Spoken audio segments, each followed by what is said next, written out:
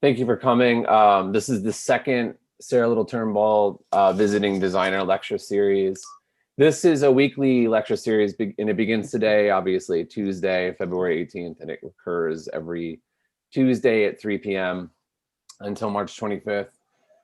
This is a little, if you remember last year's talk or lecture series, is a little different than that. This semester, we're going to have a collection of speakers that have been invited to speak to an interdisciplinary course in design for migration.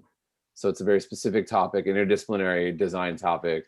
And as a result, half the speakers will be discussing their perspectives on migration, and the other half will be discussing design and how it kind of fits into migration.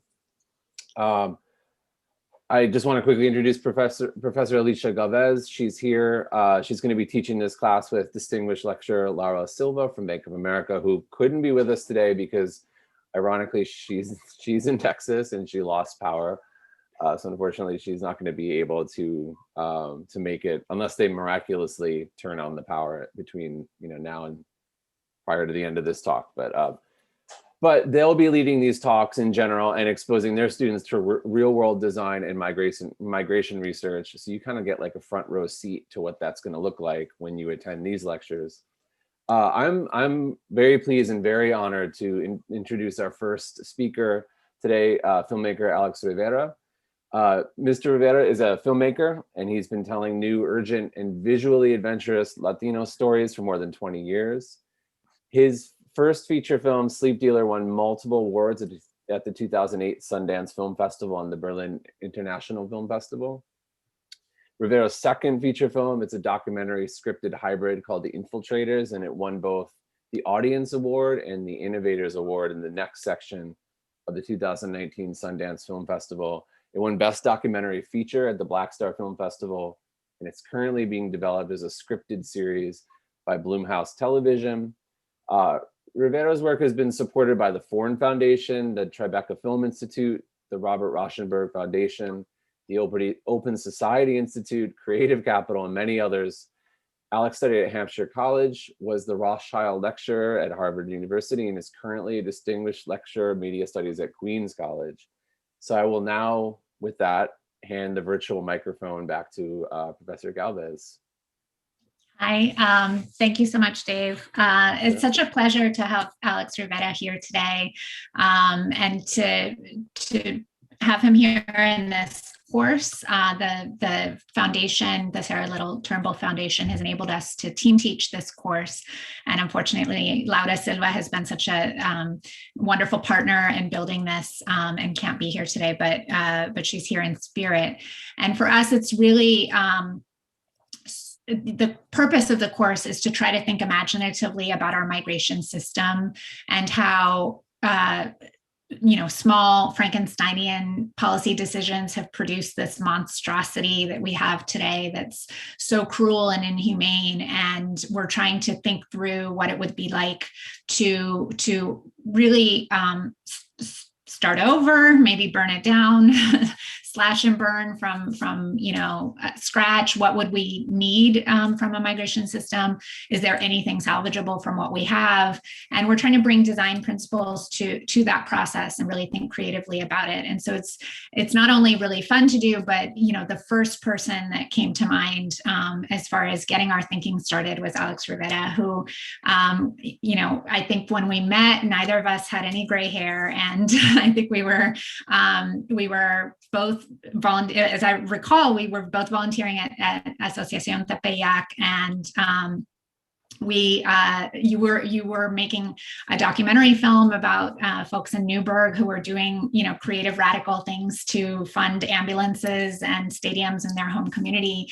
And you said, I'm working on a sci-fi movie, and I said to myself, that's strange. And then I saw the film, and it wasn't strange at all. It's a continuation of the work that you did previously, and Infiltrators as a continuation of Sleep Dealer, and whatever you do next will be a continuation of the next thing, because you've been radically revisioning our migration system through the lens of your filmmaking for as long as I've known you, and probably a lot longer than that. And so it's such a pleasure to have you here, and I don't want to take any more of your time. So welcome, and thanks to everyone who came from all over the place to join us today. Can't wait for you to be a part of this. You can ask your questions in the chat, and we'll have some opportunities for Q&A later on. Oh, great. Thank you so much, Professor Galvez, Alicia. Thank you, everybody who was involved in making this, this moment of connection happen. Thank you for everybody who's attending today. Yeah, and so I was so excited to receive this invitation because, you know, I've been working on films, videos, installations, web projects around immigration and border issues now for about a quarter century. And you know, some of that, I think I can, looking back at it, kind of divide the work into roughly two camps, you know, and one is a set of work around the violence of the system, the sort of structures of control, trying to understand and illuminate that aspect of this system. And then the other part of the work is trying to document and understand and wrestle with countervailing visions of resistance, visions of alternatives from the ground, visions that are developed primarily by the deepest stakeholders in this conversation, undocumented immigrants themselves. And so the film that Professor Galvez is mentioning from 2003, which was called The Sixth Section, looks at a very common but sort of invisible to a lot of citizens anyways, occurrence, which is immigrants forming what are called hometown associations, where a group of migrants in one country organize a kind of government for the town they left behind, but now rooted in the new country. So in this case, it was in upstate New York and Newburgh, where this little town from southern Mexico, about 1,000 people from this little village in southern Mexico had moved to Newburgh, elected a president, a secretary, a treasurer, now in New York, and raised money in the dollar economy to send back collectively, not to their families, but on top of what they sent to their families, to their town, to administer a kind of transnational governance system. And the film, The Infiltrators, to me is a bit of an echo or an aftershock of that film, because it's, again, a story about building power, undocumented folks building power. In the case of The Infiltrators, it's inside the detention center and looks at this incredible real world campaign where undocumented folks built political power that actually affected the state, affected their own destinies, and obviously without voting, without exercising what we think of as the traditional means of doing politics. And so the question of you know, resistance and alternative visions has always been like interesting to me, but I've never really had the opportunity to think beyond the horizon, like beyond trying to understand what is happening today, right now. How are immigrants resisting and building hope and strategies for survival right now? Beyond that, imagining a better system.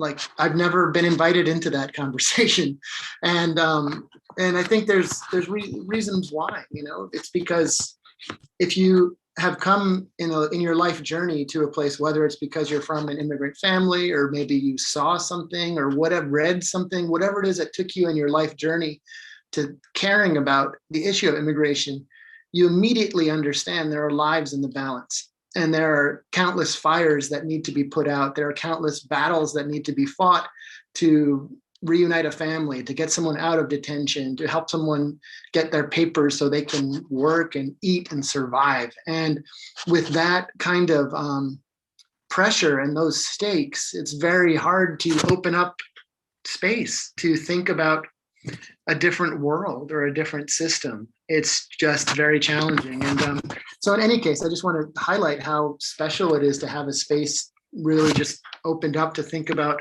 what would a better system be. And spoiler alert, I don't know.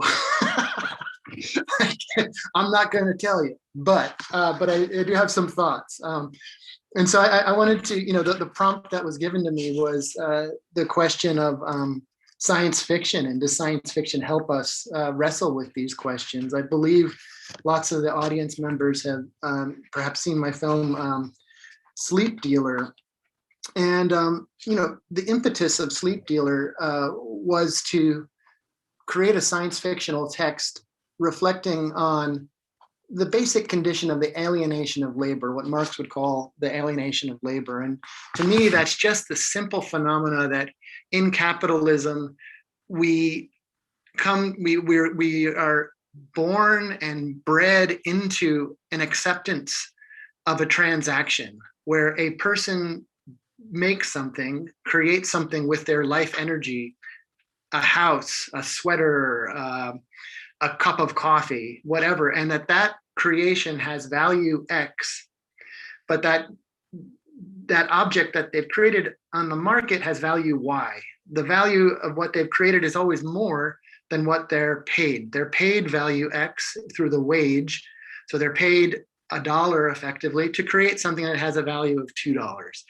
And that circuit of putting us all in conditions of extracting our labor, taking our labors removed, transmitted, extracted from our body, put into an object, and that object has more value than we're compensated. And that's the entire core circuit in capitalism. And just reflecting on that and reflecting on the unique position of undocumented folks in that circuit, because undocumented labor doesn't have the chance to vote, is shut out of all these other kinds of political protections, the ability to organize publicly, be safe, et cetera. So reflecting on that kind of hyper alienation, I came up with this science fictional idea of the worker who stays in Mexico, who stays in the sort of global South, and that their labor is transmitted through the internet, right? And packaged in this form of a robot that could express that labor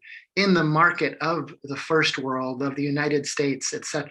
So the idea was to use the science fictional methodology of exaggeration and acceleration to take this dynamic that was simple and universal and around us all the time and abstract it and try to make a text that vibrates. The science fictional text kind of vibrates in a special way. It's fun, it's inviting, it's right.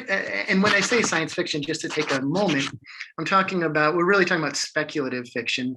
I'm not speaking about space operas like Star Wars. I'm not speaking about Lord of the Rings and kind of fantasy world. I'm talking about the practice of sort of socially engaged futurism in storytelling. And so these would be stories kind of like Minority Report, Blade Runner, films that the series Black Mirror. These are stories that are asking you to imagine a few minutes into the future and a social disturbance, typically through technology, asking the audience to kind of reflect on that difference.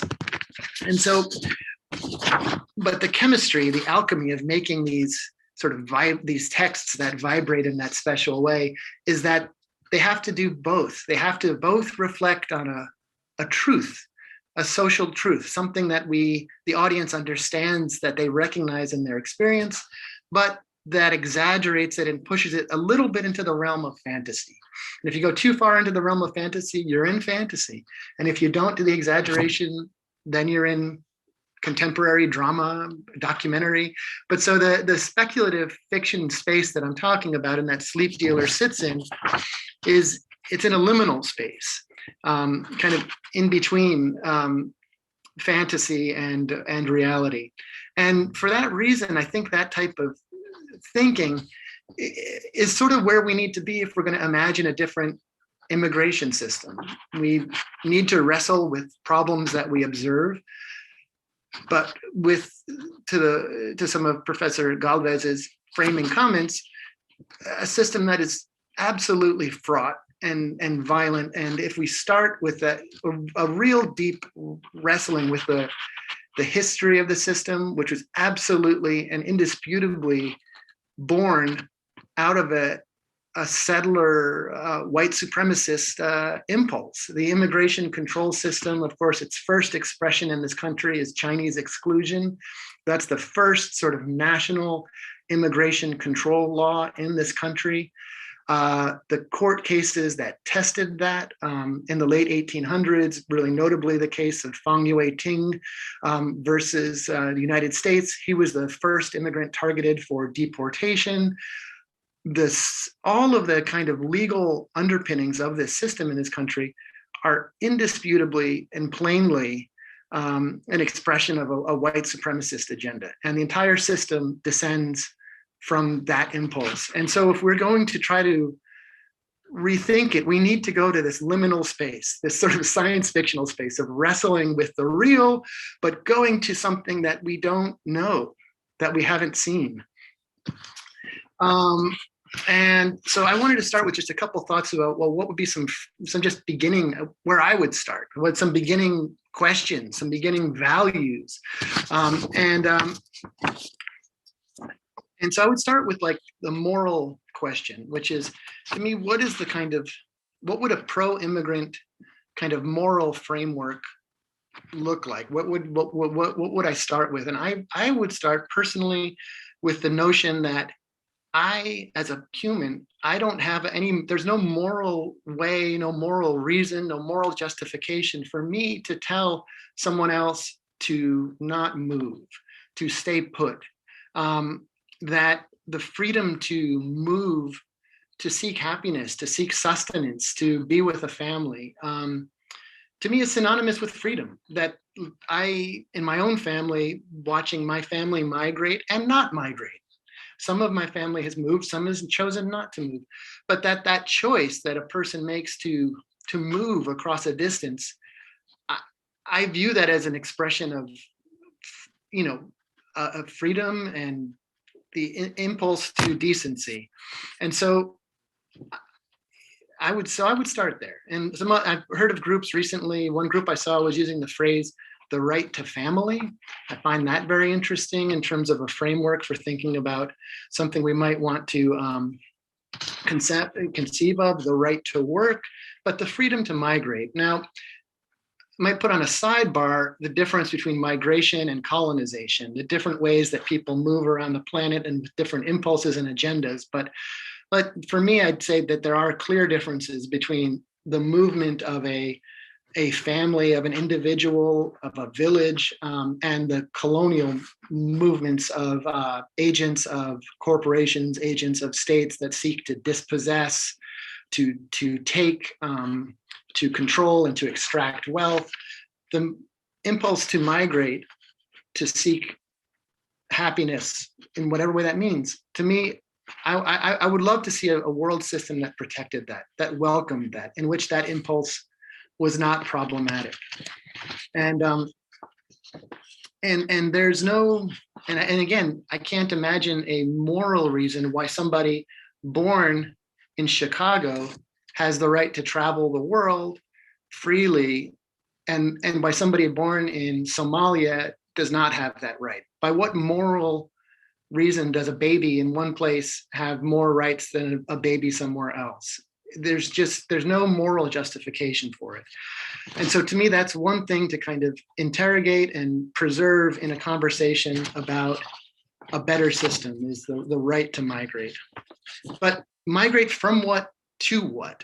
Because when we talk about questions of migration, we're typically not really talking about moving from one house to another, from one village to another within a region, or we're not typically even really talking about moving from one city to another inside of a country, even though that's actually most of the phenomena of migration on the planetary level is inside of a nation, right? But that's not really the phenomena we talk about when we're talking about the politics of migration. We're typically talking about moving from one nation state to another. And so I think we also need to just reflect a bit on the nation state itself. So I thought maybe I'd stop for 1 second and just do a temperature check and see if people have any reflections or any questions on what I've said so far, but reflections specifically on what do nations do for us?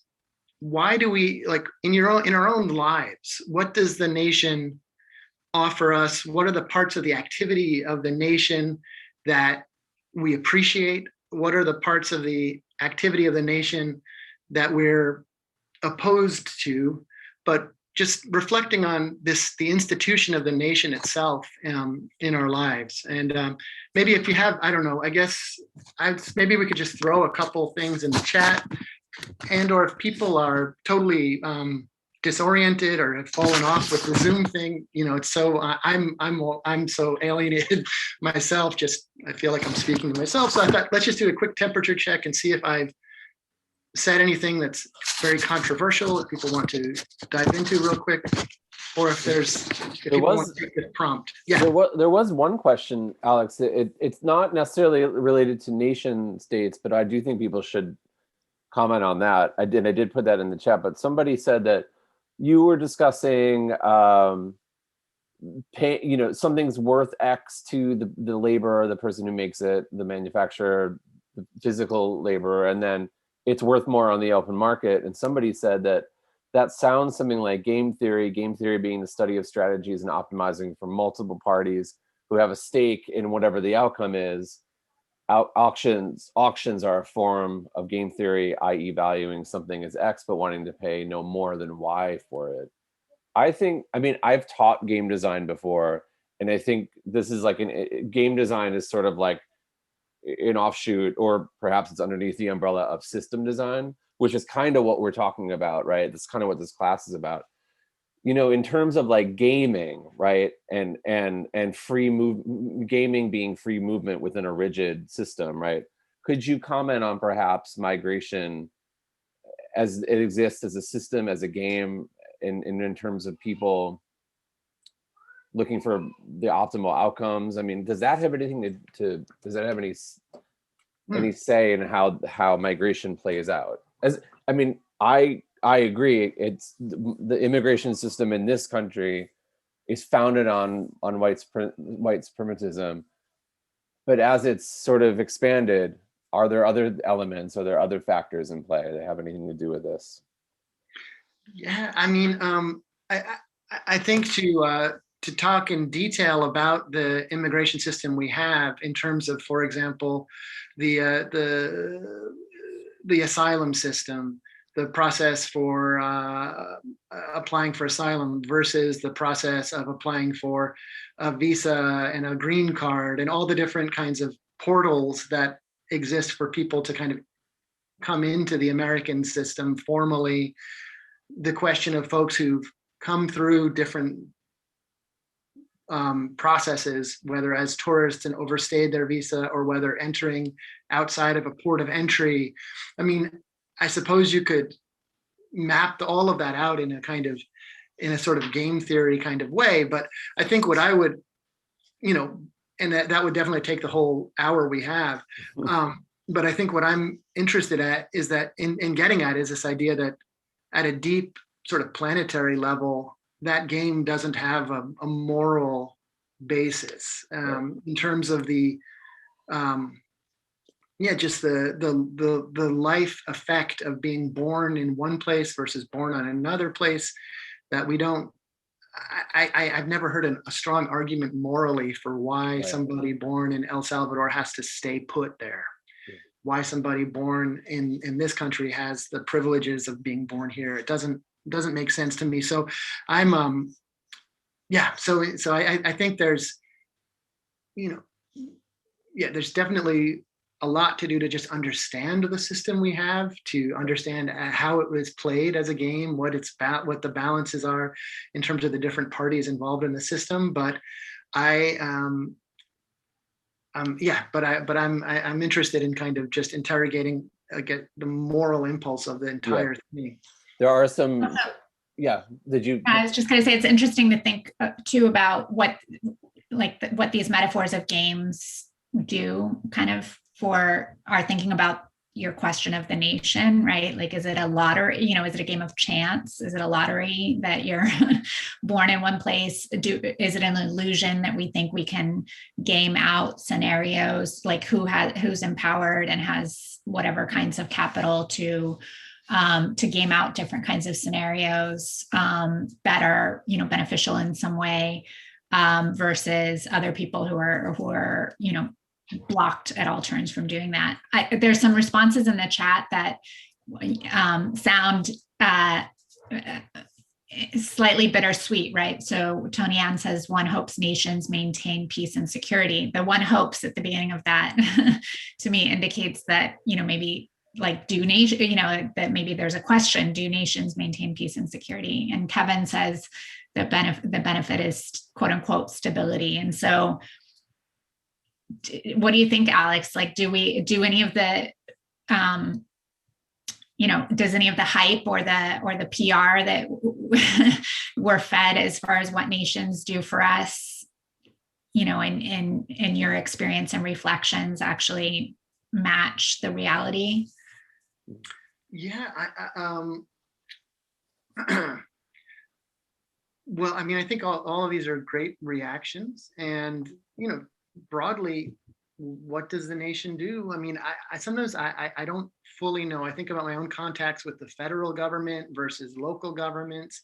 I feel in my own life as a parent with a child, deep connection to a local government through the school, right? But there's obviously all kinds of, national social programs. We've just in our own lives lived through Obamacare and the kind of reshaping of the health system at the federal level. But there's all kinds of basically activities involved in taxing, redistributing wealth, managing a circuit of wealth so that taxes are taken out of the economy into the federal state and then deployed in a range of activities. Obviously, about half of the taxes that are collected go to the defense, so-called defense sector, the military complex. It goes into the criminal legal system, the system of courts and prisons. It goes into schools. So it does all of these types of activities. But there's, I guess, but it's in crisis right now. The nation as a formation is in crisis for a couple of reasons, right? And one is that what it controls in the case, there's about almost 200 nations around the planet right now, something like 198 nation states on planet Earth right now. And pretty much every bit of land is mostly absorbed inside one of these nation states. But there's lived phenomena that have developed over the past decades that are direct challenges to that. And one is the globalization of capital. Primarily the globalization of capital. Money can flow across borders incredibly liquid ways.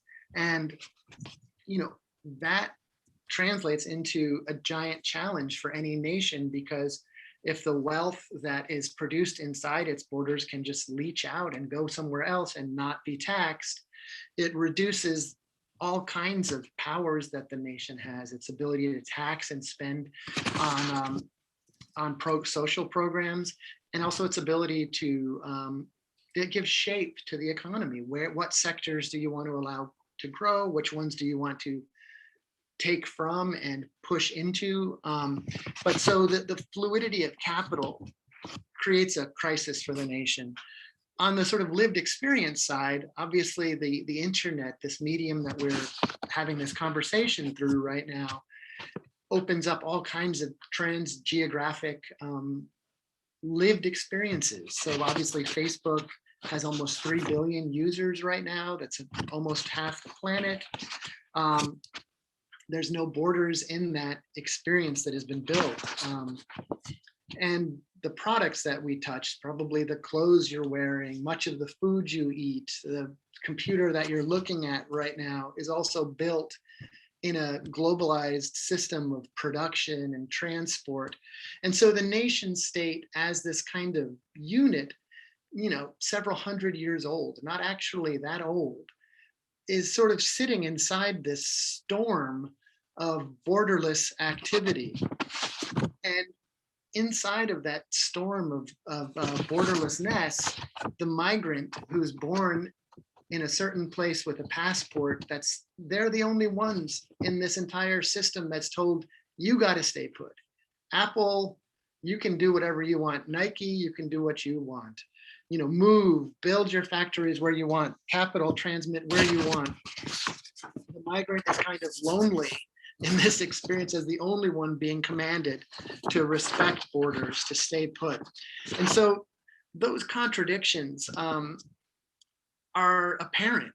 They're growing over time. The factors that I'm identifying in terms of the fluidity of capital, the globalization of lived experience, the logistical supply chains that tie us connect together around the world, those are all accelerating over time. And so those are putting pressure on the nation state as a unit.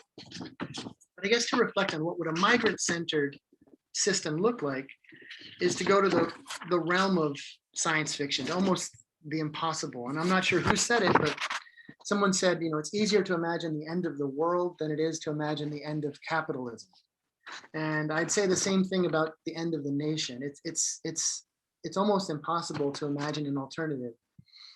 But I want to turn to some reflections that do two things, I think. One is I highlight that people who are thinking about the crisis of migration, we're not the only ones thinking about these issues, and also that the dreams can be had. And I just want to turn to a couple visions that I've been inspired by of alternatives that are being proposed. Now, these are alternatives that are coming from what I would call kind of right-wing or libertarian sources.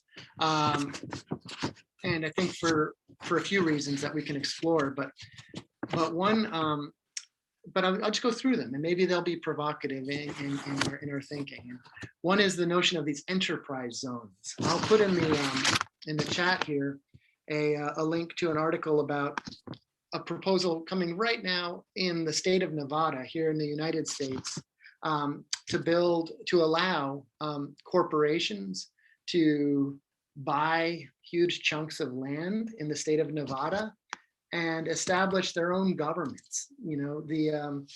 It's coming from an impulse to, I guess, invite investment into the state of Nevada, but they're proposing to allow technology corporations to buy land and build their own governments that would have the power to create laws, their own sheriff, etc.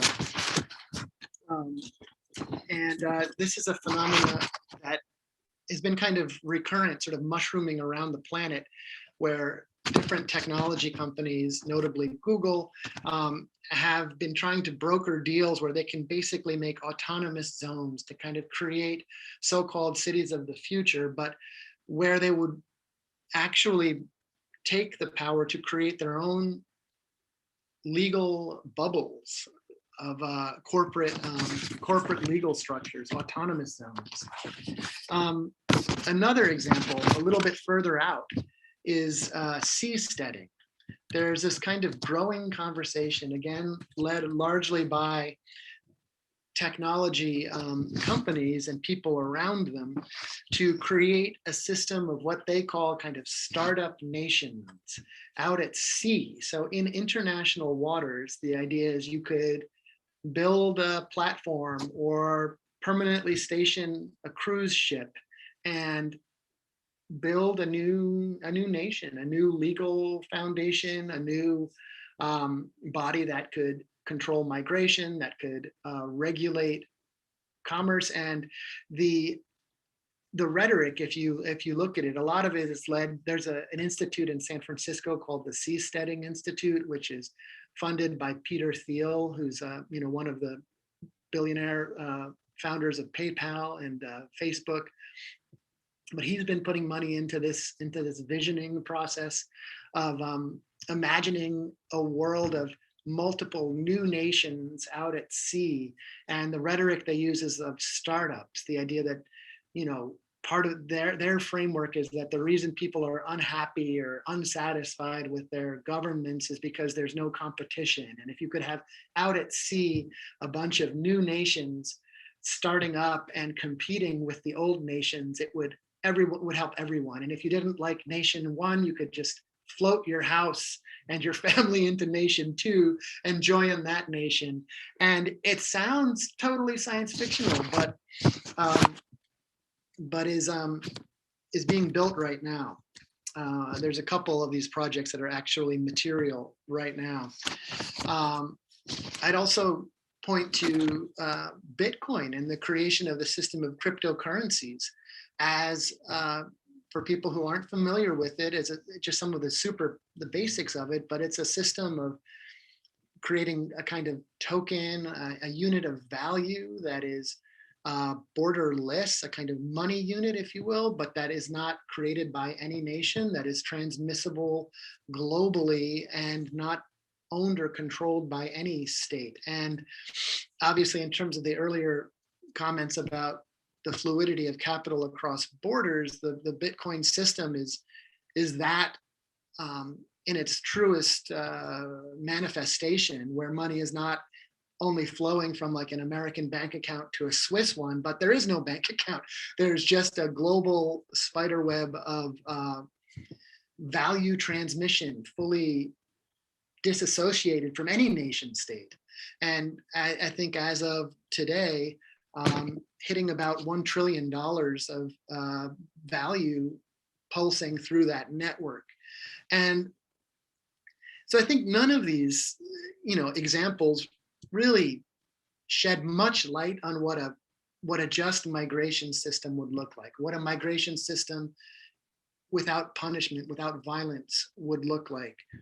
But they show us that the problems and the contradictions of the nation state are getting attention, and that people on the political spectrum, in this case, I think a lot of them interested ultimately in creating different versions of tax avoidance, different versions of tax havens, essentially. But they're showing us that, that the nation might not always be here, that there are alternatives, and that serious people are thinking about these alternatives, again, with the impulse of, in that case, in many of these cases, protecting and freeing their money. What would a system look like that was designed with the impulse of protecting and freeing our families? I don't know, but I know that the audacity of that challenge has to kind of match the audacity of saying we're going to go out to sea and build a new nation. And so if we sort of look at these systems, observe them, understand them, and I think at least feel some permission to imagine an audacious alternative from below. I think that's what it's going to take. Some values that might guide that system. I read I'll put it in the chat, but an article called "The Demise of the Nation State" by Rana Rasgupta. But I'm not sure if it's a he, she, or they, but let's say they framed up 3 values that might guide such a future system. And one is global financial regulation, that the question of migration has to be tied to human migration has to be tied to thinking about the global migration of capital. It's absolutely morally indefensible to have a world where money can flow from one country to another, but where people can't follow it, right? And we can't have a system where the United States, for example, can tax people who live in it, but those who have enough money to figure out how to get their money out can escape it. So we need to get control of the flows of capital globally. And so Rana Dasgupta points us towards global financial regulation. What would that look like to have a global system of taxation, a global system of income tracking and redistribution of wealth, a progressive global financial regulation system? Elements of a global democracy. Again, with so many material realizations of globalization in our lives, are we effectively able to confront these realities with the 198 separate nation states, with only a handful of them actually practicing anything even resembling democracy? So can we imagine a global democracy, something where all of us as humans and stakeholders in this system are able to somehow intervene or interact with that system?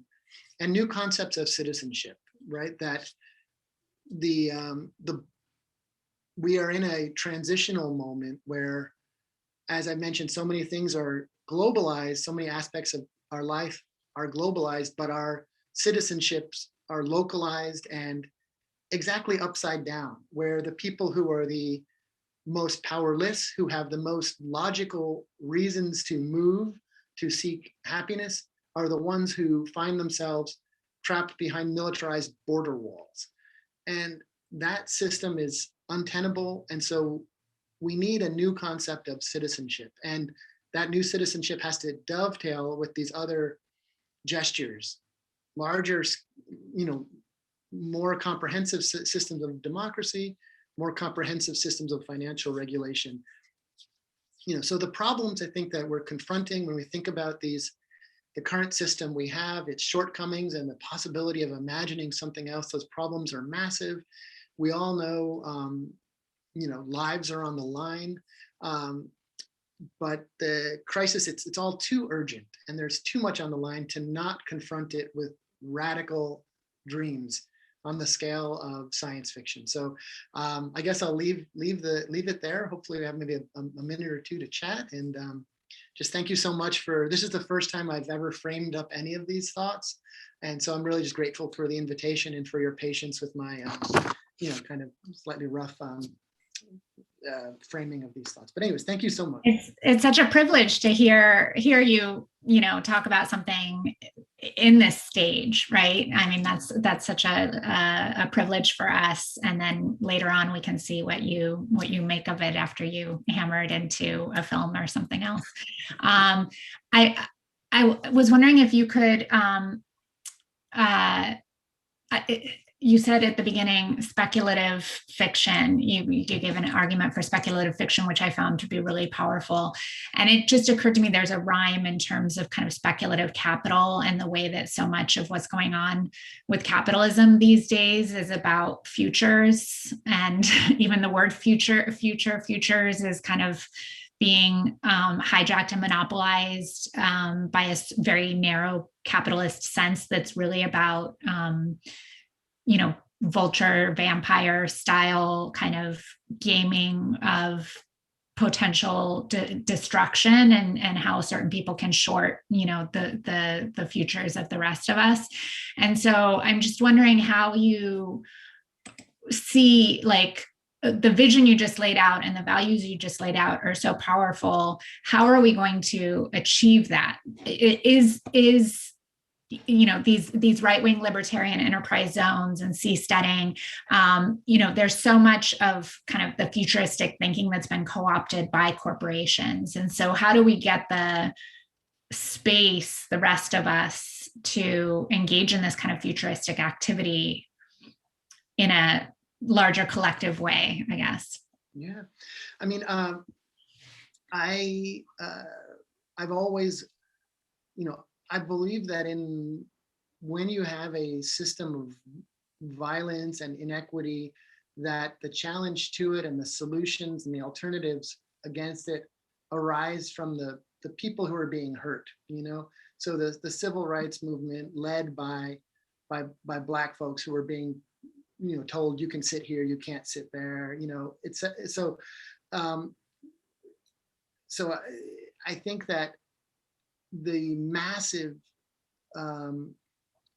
community world, I don't know if it's not necessarily a community, but the massive population of stateless people, of migrants, refugees, people who live in states that don't offer anything to them. Like, at least in this chat, we can maybe iterate a few examples of things that we appreciate from our government, but many, many things that we don't. Are we truly happy with the system?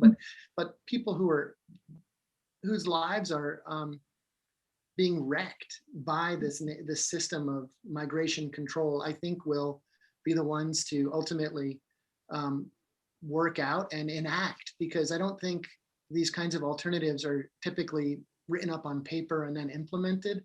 They're lived and built. And so returning to the example of the sixth section, I talked about this little committee, and if you've seen the film, they're in like a tiny tent in the backyard in upstate New York, where the men, in the winter, they'd smoke, what's that? In the winter, in the snow. In the winter, in the snow in upstate New York, these men from this little desert village in southern Mexico smoking cigarettes, and they each take $20 out and put it in and collect $400, send it back to Mexico, where that's like a substantial amount of money in the town, and repave the city plaza from the snow in upstate New York. So when I met them, I was like, this is amazing. Like watching, it was like, again, globalization from below, a reverse globalization. And then I talked to Robert Smith, who is a scholar writing a history about Mexicans in New York. And he told me that group is one of 1,000. There's 1,000 groups like it all across the country. And the group that I spent a few years filming with was small. I came out here to where I live now in Los Angeles and met some of these groups here. And these groups have been doing this kind of work for 50 years in Los Angeles.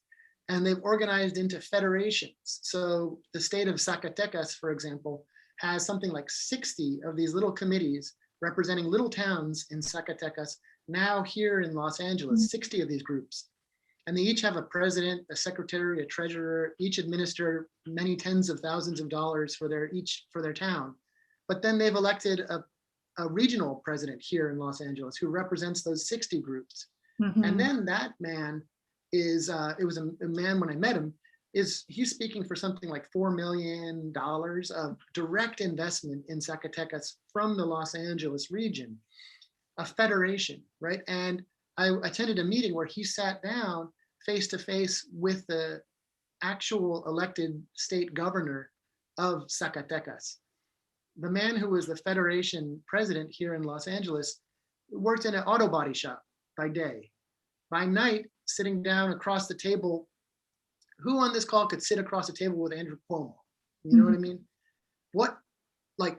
That's what was happening. And it was a person who works in an auto body shop here in LA representing 60 towns organized. And so my point is this, is that I think the alternatives to this system will emerge from people who need it the most and will be built in ways that serve those other needs, and that might start to have more sense than the current system. So I think there's definitely work to be done. Just, I'm currently fighting a man's deportation. A friend of ours was deported. I'm trying to get him back.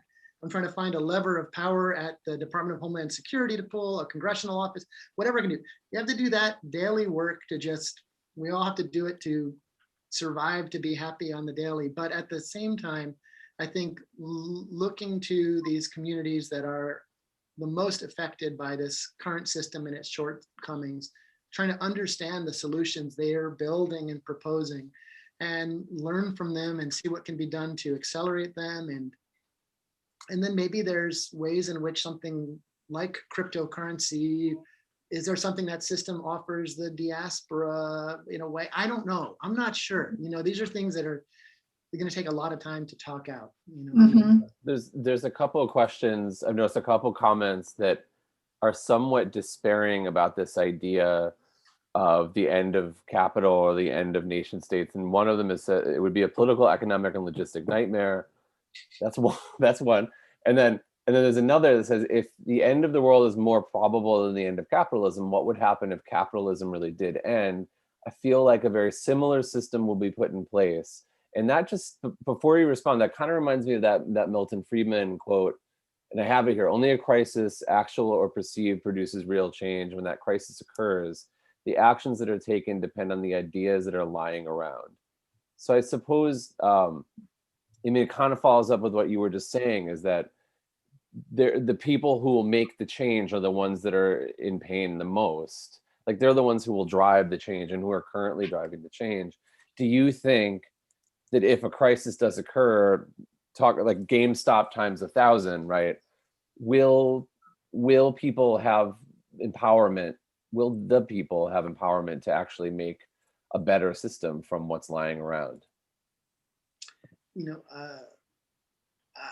I have no idea, but I know that if what happens is this moment right now, with all the pressures that I mentioned on the nation state, if that moment is responded to only by the dreaming of the corporations, Right. and they're the only ones that have made the plans, and the crisis occurs, we who care about migrants, who care about the working class of the planet, if we haven't made plans, if we haven't done our work of listening and the kind of what I'm talking about in terms of researching and trying to understand systems like these federations of migrants that are created, et cetera, if we haven't done our work uplifting, documenting, talking about, and building our own alternative visions, and the crisis comes, and the only all that we're left with is water world, you know what I mean? Right. Because that's what they've imagined. Yeah. Then that's what's going to win the day. And I think we're feeling a little bit of that right now, because we spent the Trump era, which was, in terms of immigrant rights, an incredible time of horror and opportunity. Opportunity because giant swaths of the American public were really disturbed by what our government was doing to migrants. But did we spend that time developing a vision for what a better system would be? And do we have that vision to put on Biden's desk right now? Yeah. There's some work that was done, the Migrant Justice Platform. I'll put that in the, let me put that in the chat.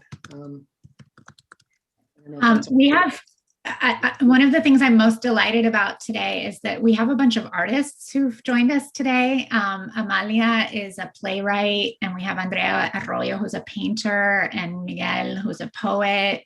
And a lot of our students are artists who've come to us to this class. And so I just wanted to give the artists a chance to chime in. I can unmute you if you want to say something, raise your hand.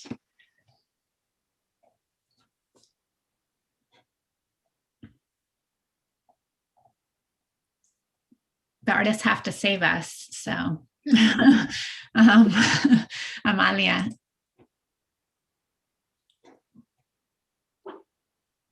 We can hear you. I don't know if we can see you, but we can definitely hear you if you want to speak.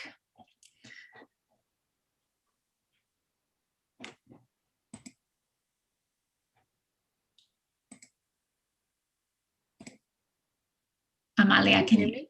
Oh, now we can, yeah. Okay, sorry, hold on. Give me a second. This thing is kind of tricky right now. Hello? Hi. Can you hear me? Yes. Okay, great. Who knew I'd become that person? I found it really interesting, and especially now as I work on a play that you actually saw, Professor Galvez, How to Melt Ice. I think about the necessity to imagine immigration in a different realm. And I really appreciated a lot of what was said, because I think that we are not that far from it, but I do think that we must allow the power to come from the community itself to create this change, right? And above all, I think that we should burn it all down. And we should definitely demand better for our community, while also understanding that we can't always just say that it will be complicated to destroy capitalism.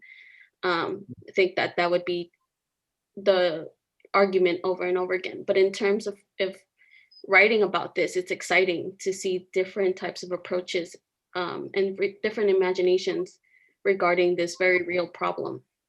Yeah, that's just what I wanted to say. Thank you, Amalia. Amalia graduated a few years ago, so it's always a treat to see her come back. Nice. And for what it's worth, I have been actually dreaming of a system. I've been trying to, I was returning to the sixth section, really inspired by the idea of a parallel system.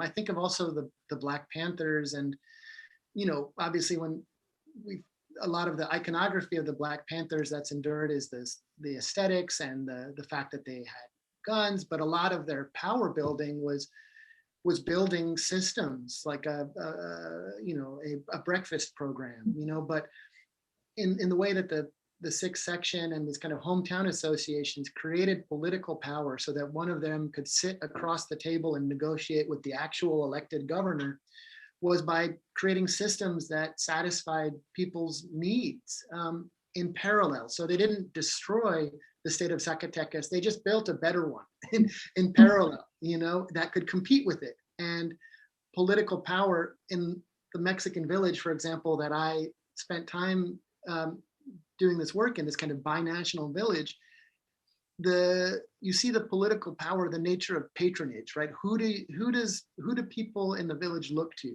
Were they looking to the actual elected official government, or to Newburgh, New York, where the migrants are? If they have an issue, they need something dealt with. They wanted a water system put in. The town didn't have plumbing around the town. Everyone's pulling water up in buckets from their local wells.